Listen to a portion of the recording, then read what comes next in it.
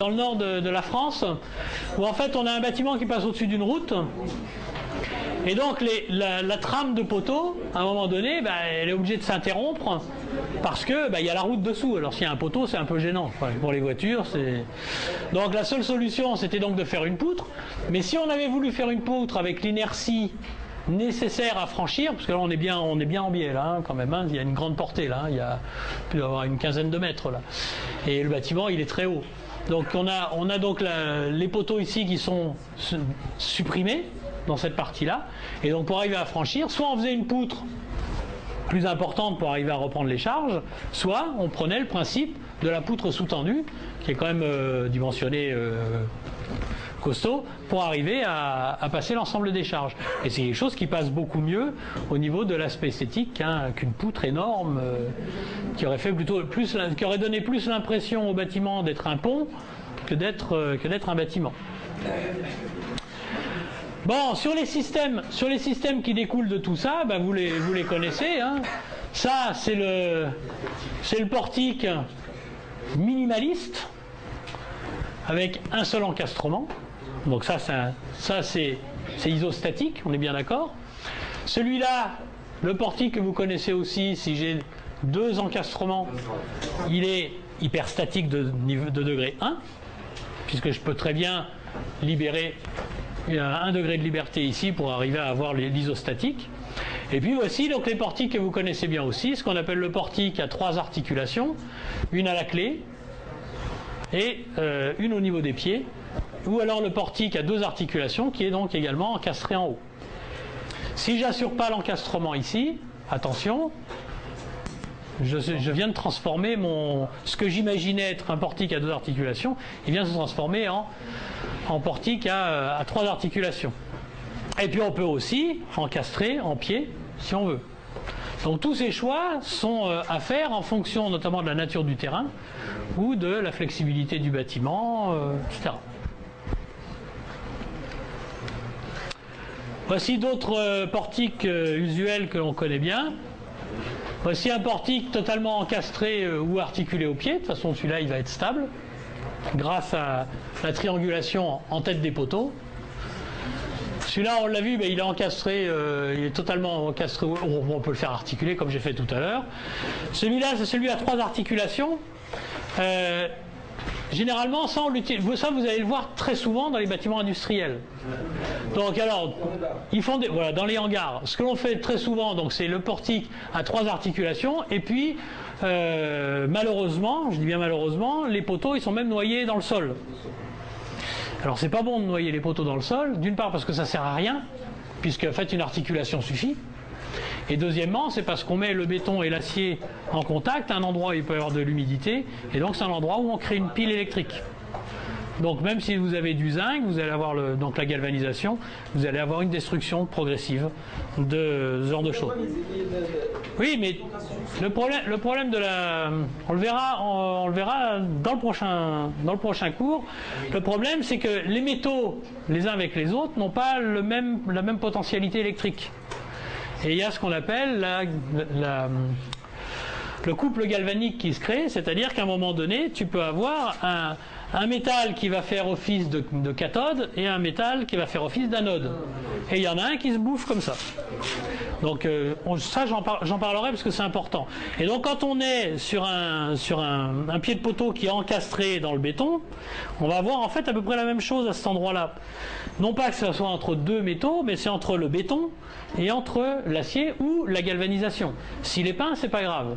Mais si on a la galvanisation, donc un métal, on crée quand même une pile et donc un échange d'électrons à cet endroit-là. Et donc il y a une destruction, généralement c'est le zinc qui s'en va le premier, et ça se voit pas parce que c'est juste à la surface à la jonction entre les deux, et par capillarité ça passe dessous. Et après tu as de la corrosion qui commence à se faire par l'intérieur, et puis après tout le monde se dit tiens c'est marrant, mon poteau est complètement rouillé, et puis le gars il arrive, il dit oui mais regarde ma galvanisation elle a rien, ça vient de derrière, c'est parce que ça a mal été préparé. Non, c'est parce que ça a été mal posé.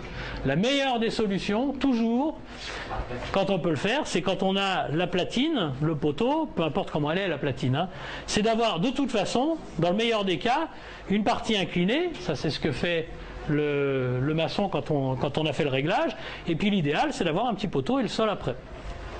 Ça, c'est la meilleure des solutions pour la pérennité. Mais c'est pas toujours possible. Surtout avec un béton hydrofuge. Surtout avec un béton hydrofuge. Ouais, j'avais trouvé ce cas de figure. Alors c'était catastrophique avec l'ONP, l'Office national des pêches, ouais, où ils faisaient des bâtiments de pêche et donc à côté de la mer. Et ils disaient donc le charpentier métallique avait fait son bâtiment d'une manière classique, je ne dirais pas le nom. Alors il a fait son bâtiment avec les pieds au même endroit, et puis comme il fallait toujours, comme il y a toujours des poissons, de l'eau, etc., il avait donc fait le sol qui était lui en pente, j'exagère. Donc ça c'était bien, comme ça s'il y a toute l'eau de mer qui arrive avec les caisses à poissons, etc., ça rentre là-dedans, puis ça s'en va. Sauf que les poteaux ici, c'est des haches.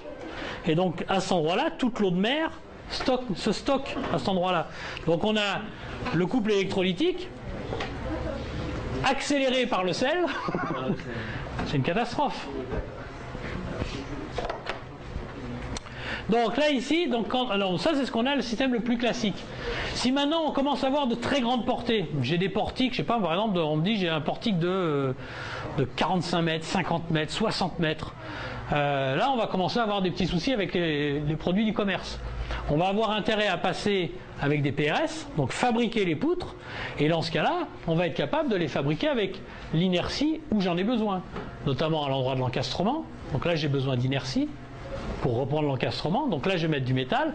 En revanche sur les articulations, je passe que du cisaillement, j'ai pas besoin de métal. Et donc sur les très grands portiques, il faut quasiment proscrire ce système pour préférer celui des PRS. Bon, et puis on peut faire le même principe après quand on est encore plus grand, où on a la même configuration mais fait par des systèmes treillis. On peut très bien avoir le poteau aussi en treillis et la poutre en treillis pour aller encore plus loin.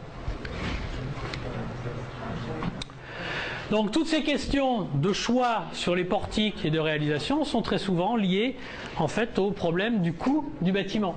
Et ce qui est vrai chez un charpentier métallique ne sera pas vrai chez l'autre, en fonction de ses équipements, en fonction de ses stocks, en fonction des relations qu'il a avec son fournisseur d'acier, en fonction de plein de choses, en fonction des bâtiments qu'il a en cours.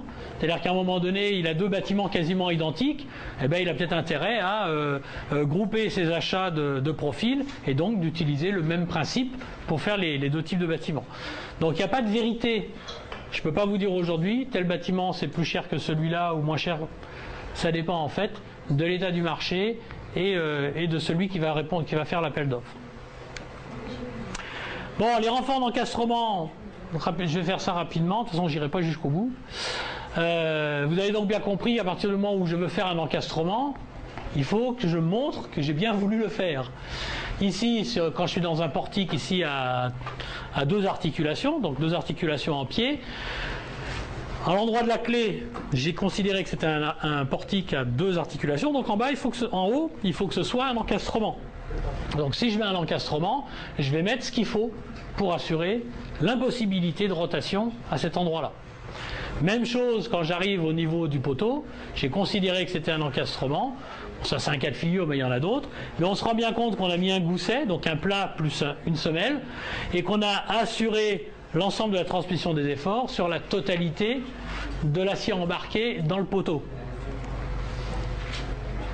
Donc ici, je ne sais pas pourquoi, je ne sais pas pourquoi il y a un renfort ici. Pour moi, celui-là suffirait. Il suffirait d'en avoir un ici. Mais je pense qu'en enlevant celui-là, il renvoie les efforts plutôt vers ce point-là. Mais bon. Je l'ai vu sur ce dessin, mais je ne l'ai jamais vu en vrai. Donc voilà, là on se rend bien compte qu'on a cherché complètement à avoir l'encastrement. On a même assuré l'impossibilité de voilement de lame au niveau des deux profilés. Donc ça, c'est clair que c'est un encastrement. Si on a fait ça et que ce n'est pas un encastrement, c'est qu'on n'a pas mis assez de métal. Mais la configuration, on se rend bien compte que c'est ce qu'on a cherché à faire. Voici quelques charpentes différentes. On voit ici des portiques à deux articulations en pied. Et puis pourquoi j'ai mis celui-là? C'est que oui, le portique, à un moment donné, il n'est pas nécessairement symétrique. Un portique, c'est une fonction.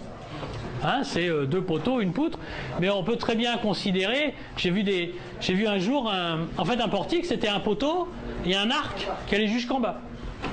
C'est aussi un portique.